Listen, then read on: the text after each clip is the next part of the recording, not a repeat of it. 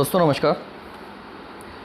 आज की इस वीडियो में हम अगेन कुछ ऐसे शब्दों का प्रयोग सीखेंगे, उनके अर्थ को जानेंगे, उनके यूसेज को जानेंगे जो इंग्लिश में कंजंक्शन की कैटेगरी के अंतर्गत आते हैं। कंजंक्शंस आप में से बहुत सारे लोग जानते होंगे क्या होते हैं। कंजंक्शंस जो होते हैं वो ऐसे शब्द होते हैं जिनका उपयोग सिंपल सेंटेंसेस को कंबाइन करने के लिए किया जाता है। तो जब हम इंग्लिश को लर्न करते हैं तो सबसे पहले हम सिंपल सेंटेंसेस सीखते हैं, और सिंपल सेंटेंसेस जब हमको आने लगते हैं तो हमारा प्रयास ये होता है कि हम कंजंक्शंस जो होते हैं, अलग अलग तरीके के जो यूज़ किए जाते हैं, उनमें से हर एक कंजंक्शन की मीनिंग को समझें और उसका यूज़ किस तरीके से होता है उसको समझें, ताकि अपनी बात को हम बिल्कुल एक स्वाभाविक रूप से जिस तरीके से हम यूज़ करते हैं अपनी मदर टंग में वैसे ही इंग्लिश में कह सकें। इसके लिए ज़रूरी है कि सारे कंजंक्शन के हमको अर्थ भी पता हो और उनका यूज़ किस तरीके से करना वो भी पता हो। तो इसी श्रृंखला में आज आपके सामने मैंने कुछ कंजंक्शंस के यूज़ रखे हैं। तो चलिए स्टार्ट करते हैं। ये करीब 5 कंजंक्शंस आज हम स्टडी करेंगे।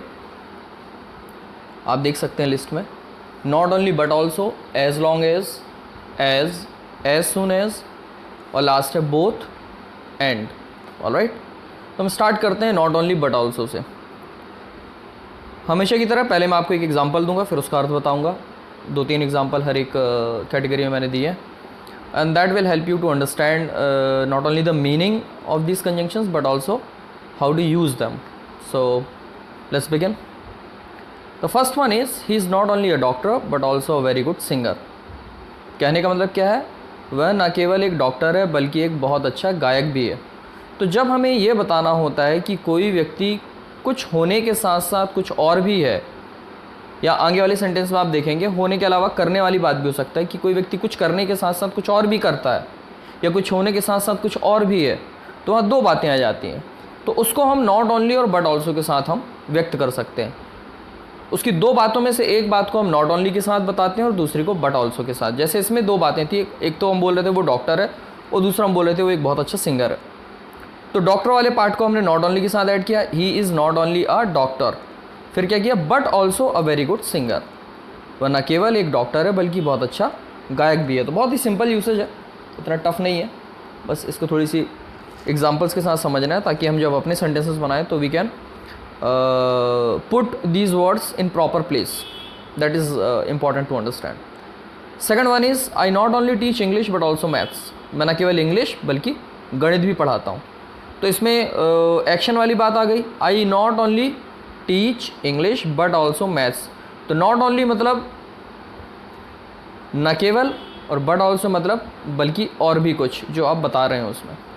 और लास्ट है इसमें this phone is not only very efficient but also with all advance features but also it's very economical. मतलब यह फ़ोन न केवल सभी आधुनिक फीचरों से युक्त और कार्यकुशल है बल्कि बहुत किफ़ायती भी है। मतलब ये बहुत फ़ायदे वाली बात हो गई कि उसके फ़ीचर भी बहुत एडवांस हैं, बहुत एफिशिएंट भी है, और साथ ही साथ क्या है, बहुत ज़्यादा महंगा भी नहीं है। That is it's very economical, बहुत किफ़ायती है। So this is how we can use not only and but also. इसको समझने के बाद as I always suggest do not skip the exercise, and after attempting the exercise also do not forget to make at least 4 to 5 sentences using these words that we are learning today. That will help you to make practical use of all these words in your day-to-day life. Let's move to another conjunction, that is as long as. As long as I am with you, you don't need to worry about anything. बहुत सारे लोगों को आपने कहते हुए सुना होगा, या शायद आपने कभी किसी को कहा होगा, किसी की हिम्मत बढ़ाने के लिए कि as long as I am with you, you don't need to worry about anything. जब तक मैं तुम्हारे साथ हूँ तुम्हें किसी बारे में चिंता करने की ज़रूरत नहीं है। तो यहाँ पर as long as जो है वास्तव में समय को ही बता रहा है कि जब तक मैं तुम्हारे साथ हूँ, जितने लंबे समय तक मैं तुम्हारे साथ हूँ, जब तक हमारा साथ है, जब तक मैं तुम्हारे साथ हूँ, तुम्हें किसी बारे में चिंता करने की ज़रूरत नहीं है। मतलब I will take complete care of your self. Second example देखते हैं। You may keep this book as long as you wish. मतलब तुम जब तक चाहो ये किताब अपने पास रख सकते हो। इसमें वही बात की आपने, जब तक, तो जब तक के लिए हम यहाँ पे यूज़ करेंगे as long as. Next sentence है a stray dog kept barking at me as long as I stood in that garden. Stray dog बोलते हैं हम जो पालतू नहीं होते हैं। डॉग का मतलब तो आपको सबको पता है, कुत्ते के लिए हम वर्ड यूज़ करते हैं डॉग। बट जो पालतू होते हैं उनके लिए पेट, और जो पालतू नहीं होते हैं मतलब आवारा होते हैं उनके लिए हम स्ट्रे वर्ड यूज़ करते हैं, स्ट्रे डॉग्स। तो इस सेंटेंस में आप बोल रहे हैं कि एक कोई आवारा कुत्ता था, वो आप पर भौंकता रहा। How long? As long as I stood in that garden, जितनी देर तक मैं उस गार्डन में खड़ा था उतनी देर तक वो मुझ पर भौंकता रहा। तो इस प्रकार से हम एज लॉन्ग एज का प्रयोग करते हैं ये बताने के लिए कि कब तक कोई काम कोई व्यक्ति करता रहा या कब तक कोई काम कोई व्यक्ति कर सकता है। इसको अलग अलग तरीके से हम यूज़ कर सकते हैं। मैंने इसलिए एक ही कंजंक्शन के 2 या 3 एग्जाम्पल दिए ताकि बात सही तरीके से समझ में आ सके। समझ नहीं किसी भी शब्द को यूज़ करने से पहले सबसे ज़्यादा ज़रूरी कि हम उसके अर्थ को समझें, उसके प्रयोग को समझें। एक बार वो बात समझ में आ जाती है तो कभी भी आप वो चीज़ सुनते हैं या पढ़ते हैं तो वो धीरे धीरे अपने माइंड में और प्रवेश करना चालू करता है, उसका यूज़ करना ज़्यादा आसान हो जाता है। तो इंस्टेंटली अगर आपको यूज़ करते ना भी बने तो कोई ऐसा घबराने की, परेशान होने की बात नहीं है, बट एटलीस्ट इसे देखें, समझें, और कहीं पे अगर आपको ये शब्द आता है पढ़ने में या सुनने में तो एटलीस्ट आप ये देखें कि आपको वो चीज़ अब समझ में आ रही है या नहीं आ रही है। ऑलराइट, नेक्स्ट कंजंक्शन है एज। इसमें एग्जांपल देखते हैं। I heard a strange creepy noise as I entered that old abandoned church. तो यहाँ पर एज का मतलब है एक्चुअली टाइम से आप रिलेट कर रहे हैं कि जैसे ही एक काम हुआ वैसे ही दूसरा काम हुआ। कई बार काम को हम कनेक्ट करते हैं, एक काम जो बाद में हुआ उसको पहले वाले काम से कनेक्ट करते हैं, जैसे ही पहले वाला काम हुआ वैसे ही दूसरा वाला काम हुआ। तो कई बार हो सकता है जैसे ही पहले वाला काम चालू हुआ वैसे ही दूसरा वाला काम चालू हुआ हो, या कभी कभी ऐसा हो सकता है कि जैसे ही पहला वाला काम फिनिश हुआ वैसे ही दूसरा वाला काम चालू हुआ। तो वो डिपेंड करता है हम क्या कहना चाहते हैं, उसके अकॉर्डिंग यूज़ कर सकते हैं। जैसे इसमें आप क्या कह रहे हैं, जैसे ही आपने एक बहुत ही पुराने और लगभग छोड़ दिए गए चर्च में आपने जैसे ही प्रवेश किया, आपने बहुत अजीब सी और डरावनी आवाज़ सुनी। क्रीपी का मतलब यहाँ पे डरावने से है, कुछ जो डर पैदा करती है उसके लिए हम क्रीपी वर्ड यूज़ करते हैं वहाँ पर। तो जैसे ही आपने उस चर्च में प्रवेश किया जो खंडर नुमा था, जिसे छोड़ दिया गया था, तो जैसे ही आपने उसके अंदर एंटर किया आपने एक अजीब सी नॉइज़ सुनी, अजीब सी आवाज़ सुनी जो थोड़ी सी डरावनी भी थी। तो क्योंकि वो 2 काम एक साथ हुए, आपने प्रवेश किया और वो आवाज़ आई, इसलिए हम इसे एज के साथ रिलेट कर रहे हैं। ऑलराइट, इसी से मिलता जुलता एक और एग्जांपल देखते हैं। As we arrived at station it began to rain heavily. जैसे ही हम स्टेशन पर पहुंचे बहुत तेज़ बारिश होने लगी। मतलब बारिश होने का जो काम है वो आपने किससे रिलेट कर दिया, स्टेशन पर पहुंचने से, कि उसके पहले तो नहीं हो रही थी, या अगर हो भी रही थी तो शायद बहुत तेज़ नहीं हो रही थी, लेकिन आप जैसे ही वहाँ पर पहुँचे क्या हुआ, बहुत तेज़ बारिश होने लगी।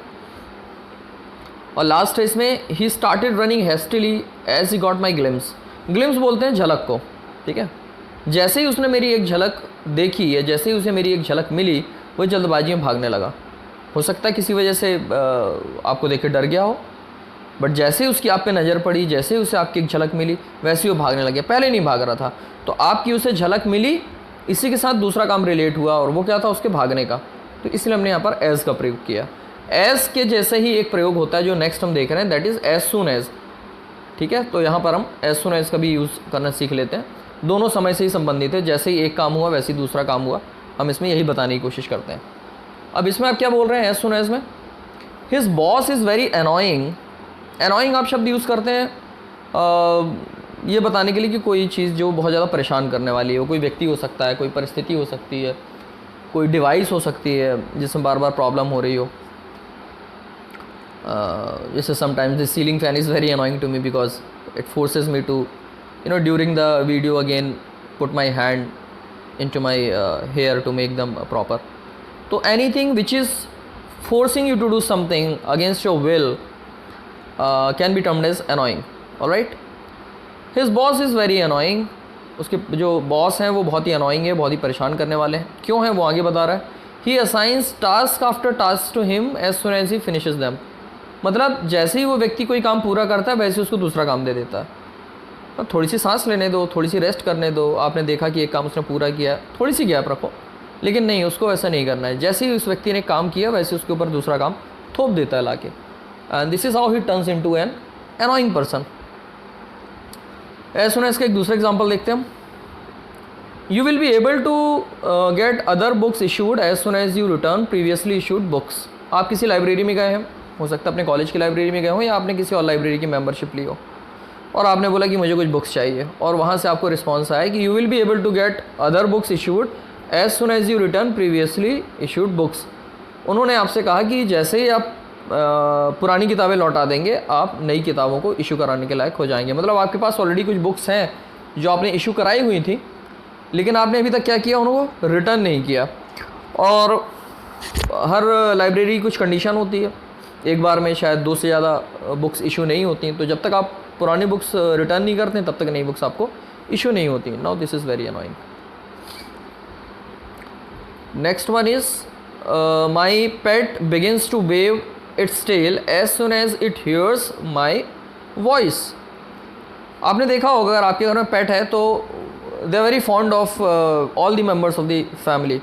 तो आप सपोज़ ऑफिस से आ रहे हैं या कॉलेज से स्कूल से आ रहे हैं और जैसे ही आपकी आवाज़ वो पेट सुनता है वो क्या करता है, अपनी पूँछ हिलाना चालू कर देता है। वही बात आप कह रहे हैं कि यहाँ पे आपने उसके पूँछ हिलाने की जो एक्टिविटी है उसको किससे रिलेट किया है, उसके द्वारा आपकी आवाज़ सुने जाने से। तो इन दो कामों को आपने रिलेट किया। जैसे ही वो आपकी आवाज़ सुनता है वो क्या करता है, अपनी पूँछ हिलाना चालू कर देता है।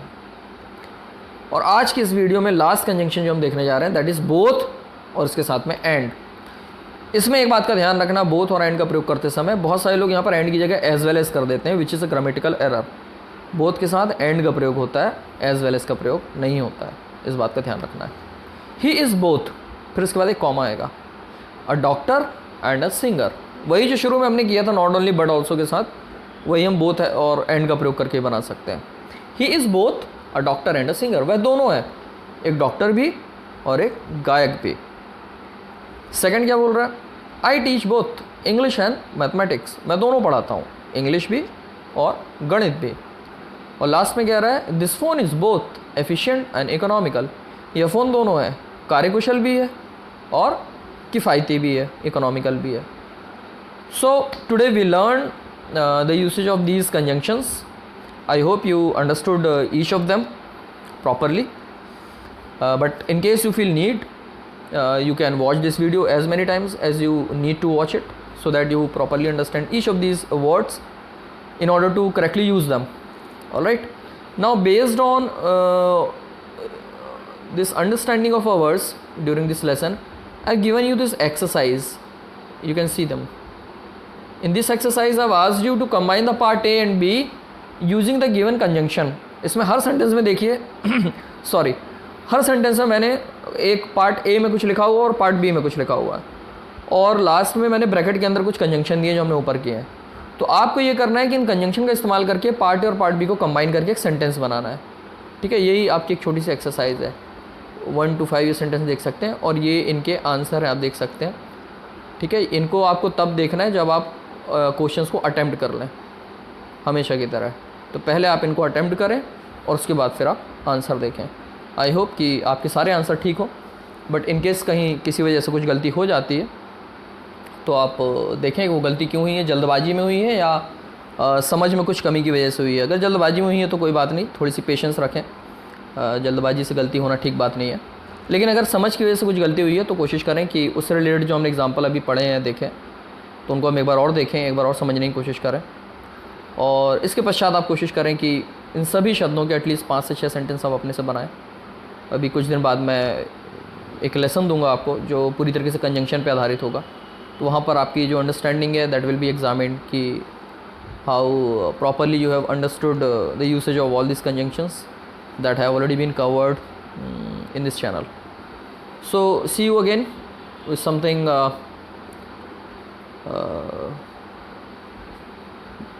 equally interesting or more interesting related to English language in another lesson. Till then, take care and bye bye.